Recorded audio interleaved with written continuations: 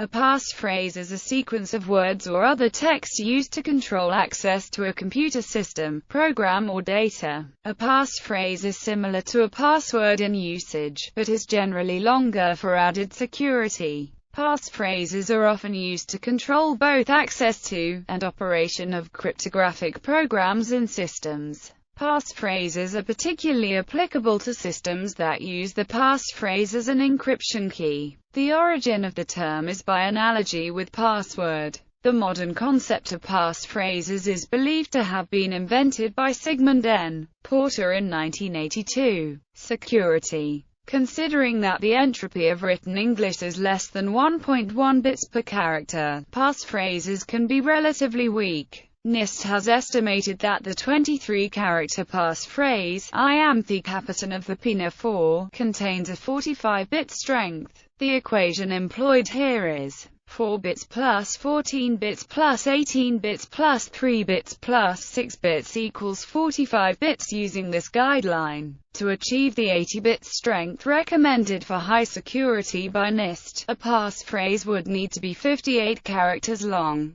Assuming a composition that includes uppercase and alphanumeric, there is room for debate regarding the applicability of this equation, depending on the number of bits of entropy assigned. For example, the characters in 5-letter words each contain 2.3 bits of entropy, which would mean only a 35-character passphrase is necessary to achieve 80-bit strength. If the words or components of a passphrase may be found in a language dictionary, especially one available as electronic input to a software program, the passphrase is rendered more vulnerable to dictionary attack. This is a particular issue if the entire phrase can be found in a book of quotations or phrase compilations. However, the required effort can be made impracticably high if there are enough words in the passphrase and how randomly they are chosen and ordered in the passphrase. The number of combinations which would have to be tested under sufficient conditions make a dictionary attack so difficult as to be infeasible. These are difficult conditions to meet, and selecting at least one word that cannot be found in any dictionary significantly increases passphrase strength. If passphrases are chosen by humans, they are usually biased by frequency of particular words in natural language.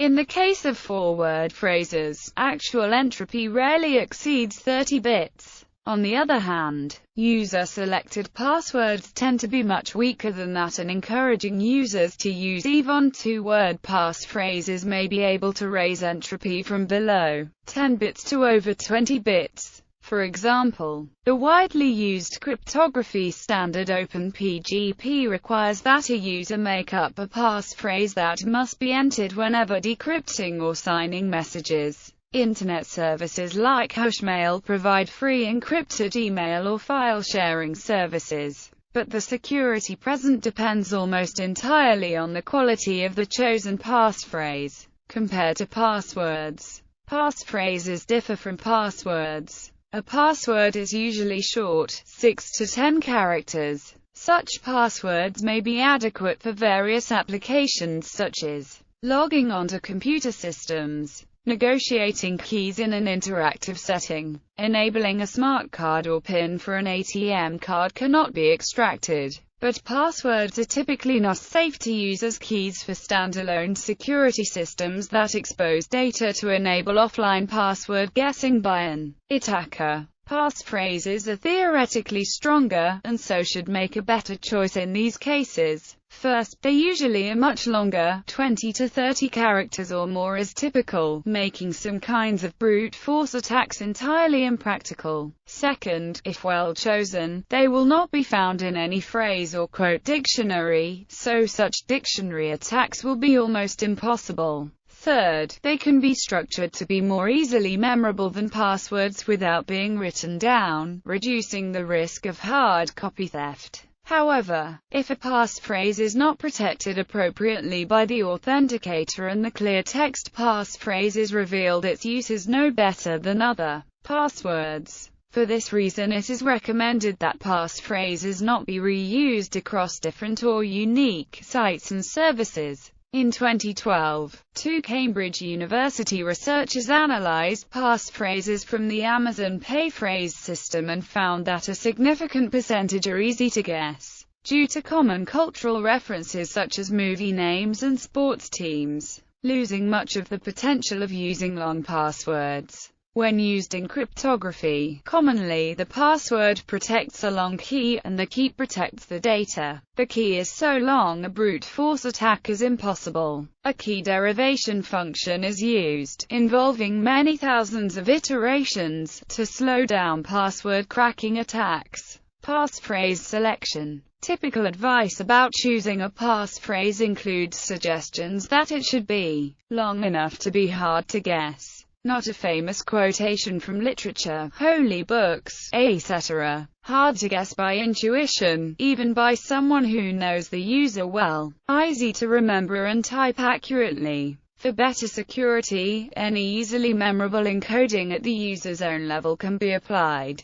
not reused between sites, applications and other different sources. Example methods. One method to create a strong passphrase is to use dice to select words at random from a long list, a technique often referred to as diceware. While such a collection of words might appear to violate the "not from any dictionary" rule, the security is based entirely on the large number of possible ways to choose from the list of words and not from any secrecy about the words themselves. For example, if there are 7,776 words in the list and 6 words are chosen randomly, then there are 77,766 equals 22107391720733357899776 combinations, providing about 78 bits of entropy. Random word sequences may then be memorized using techniques such as the memory palace. Another is to choose two phrases, turn one into an acronym, and include it in the second, making the final passphrase. For instance, using two English language typing exercises, we have the following. The quick brown fox jumps over the lazy dog, becomes TQB fjorted, including it in, now is the time for all good men to come to the aid of their country, might produce, now is the time for all good TQB fjorted to come to the aid of their country as the passphrase. There are several points to note here, all relating to why this example passphrase is not a good one. It has appeared in public and so should be avoided by everyone. It is long and requires a good typist, as typing errors are much more likely for extended phrases. Individuals and organizations serious about cracking computer security have compiled lists of passwords derived in this manner from the most common quotations, song lyrics, and so on. The PGP passphrase FAQ suggests a procedure that attempts a better balance between theoretical security and practicality than this example. All procedures for picking a passphrase involve a trade-off between security and ease of use. Security should be at least adequate, while not too seriously annoying users. Both criteria should be evaluated to match particular situations. Another supplementary approach to frustrating brute force attacks is to derive the key from the passphrase using a deliberately slow hash function, such as PBKDF2 as described in RFC 2898. Windows support. If backward compatibility with Microsoft LAN Manager is not needed in versions of Windows NT, a passphrase can be used as a substitute for a Windows password. If the passphrase is longer than 14 characters, this will also avoid the generation of a very weak LM hash. Unix support. In recent versions of Unix-like operating systems such as Linux, OpenBSD, NetBSD, Solaris and FreeBSD, up to 255 character passphrases can be used.